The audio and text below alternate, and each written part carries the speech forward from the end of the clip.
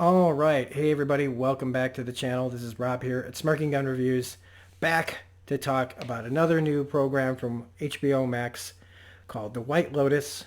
Episode 1 just ended not too long ago. And, well, I watched it not too long ago. And so far, I really don't have that much to say, but we're going to get into it. But first off, if you're new to the channel, don't forget to hit the like and subscribe button. If you're returning, don't forget to hit the like button, comment, share, all that stuff. Welcome back. How's everybody doing tonight? So, look, this show has a pretty good cast with the likes of Alexandra Daddario from True Detective, Sydney Sweeney from Handmaid's Tale, Connie Britton from Friday Night Lights and American Horror Story, Jennifer Coolidge from everything, especially like movies like Best in Show and American Pie. Jake Lacey, who was Pete on The Office. Steve Zahn, who's been in a ton of stuff over the years. I remember him all the way back to Reality Bites. So it's got a really good cast.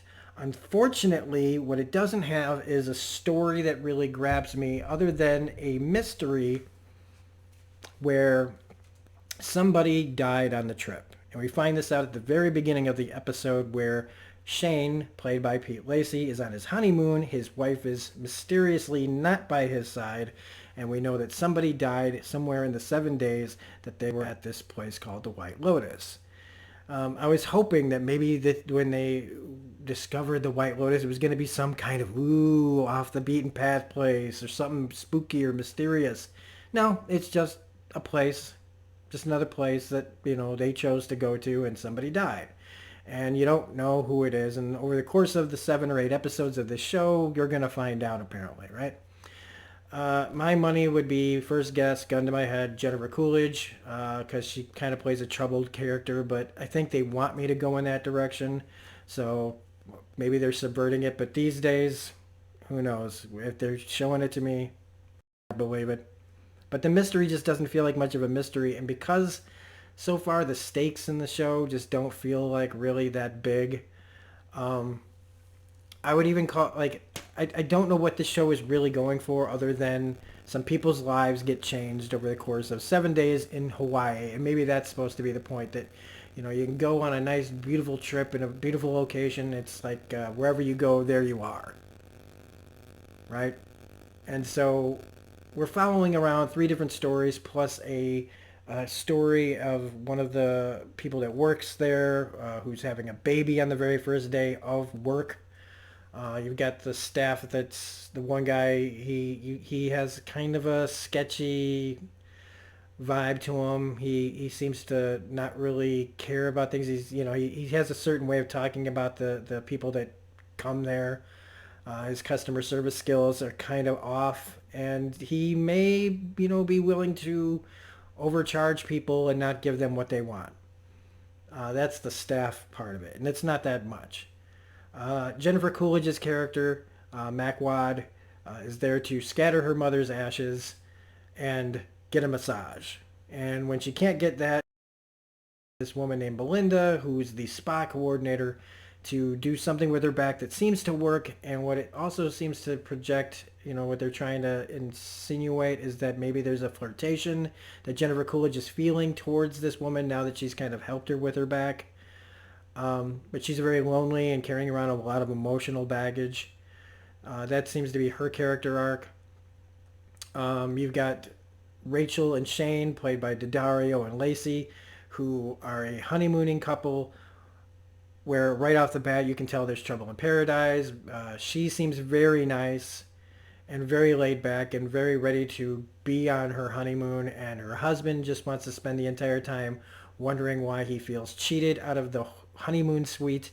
He can't let it go through the entire episode. She doesn't come from money. He does. Wonder what's going to happen. And he throws some kind of digs at her, leading to believe that he's not as nice as he appeared to be or concerned at the beginning of the episode, when you don't know where she is. My money at first glance would be that she got tired of his shit and decided to leave him in that week.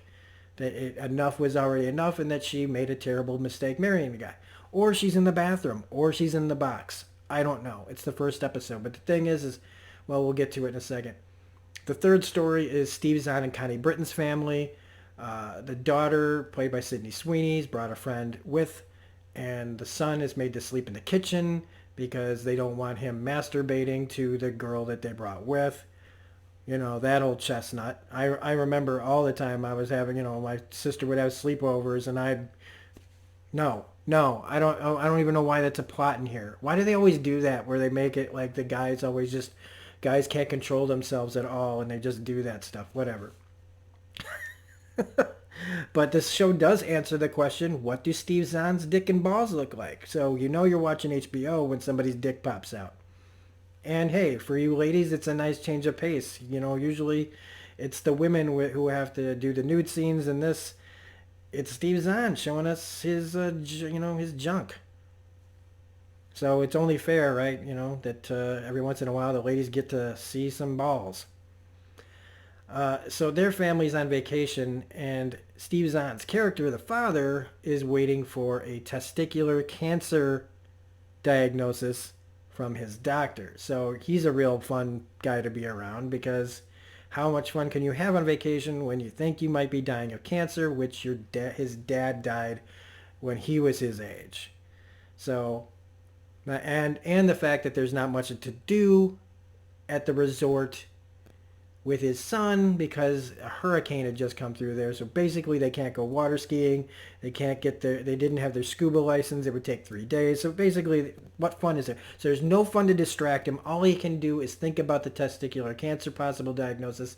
Meanwhile, his wife, Connie Britton, doesn't really do anything in this episode other than cut her son's meat, which it feels like she's really babies him. And the daughter and her friend are teenage girls, and they're not very nice.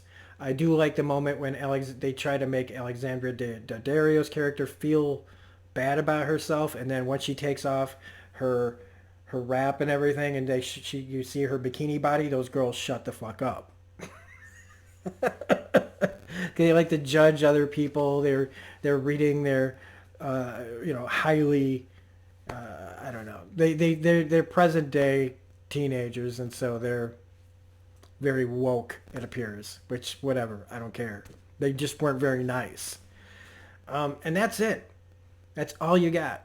Nothing crazy happens. Oh yeah, the one lady goes into labor. He doesn't get his cancer diagnosis, which actually pissed me off. The doctor calls and the call gets dropped and we don't know. And I know that they're doing it for dramatic effect, but when nothing happens in your episode to like at least move the plot along, which would be nice to know if the character had cancer, because then there's drama, then there's stakes, then there's like something to talk about. But they don't even do that. They go, oh, we're going to try in a few minutes. So we don't even get that from the show. The baby doesn't get born. He doesn't get his diagnosis. All we know is that Shane's not a very nice husband. Or I should say he's a very, I don't know. I just don't dig him as a character. He's not a very nice guy to me. And Jennifer Coolidge feels really troubled. And that's it. It doesn't even set things up to a point where I'm really invested in any of it. And it's a limited series, so I guess, thank God, there's only 7 or 8 episodes. Now, I'm not saying it's bad. It's not like saying the acting's bad. It's not. The acting's great. The production is there. It's a great, beautiful location. But the story is lacking in anything that I really care about. If you're desperate to watch something, you might find something enjoying out of it. It did clip for the 54 minutes that it was on. So I can say that. I was engaged, but not engaged like, I was more like going, when is something going to happen? And I didn't even take a full page of notes. I just put a bunch of stuff on here to make sure that maybe I would forget things. But I didn't really forget much. And so if you want a recommendation, I'd say, yeah, give the first episode a chance like I did. I'm going to maybe watch the next 2. And if nothing's really grabbing me by then, I definitely won't be talking about it anymore. Not if that's the case. We're going to talk about it next week and see if anything changes. But if you like this review, please hit the like button, comment, share, subscribe, hit the bell for all notifications. Otherwise, this is Rob saying see you later, and we'll talk to you on the next video. Bye.